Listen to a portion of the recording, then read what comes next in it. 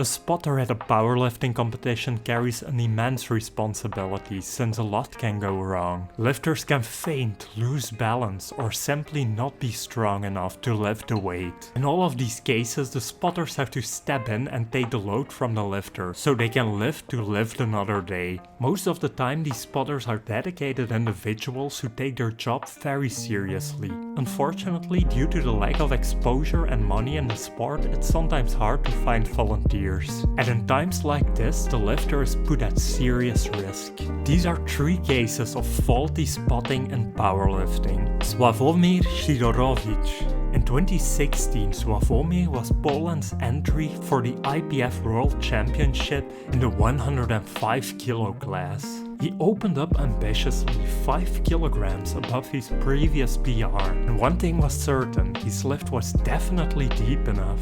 Unfortunately, this also meant he couldn't stand up with it, and the spotters were all children. They were trying with all their might to get the weight back on the rack, but it didn't work out. Suavomir's knee gave, and one kid had to rush over to the other side to help. At the end, he didn't have a serious injury and he was able to finish the meet with a PR total. But things could have gotten way worse.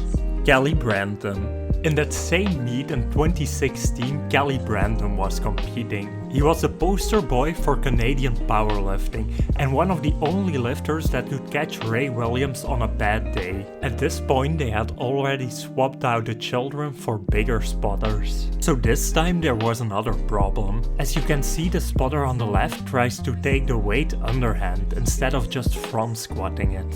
Of course, it was impossible for him to just clean the weight and get a bar that weighs over 900 pounds up to the higher pins. The whole ordeal just looked horrible because Kelly couldn't get away from the bar and ended up falling to the floor. This is a perfect example of spotters using improper technique. Vicky Araujo.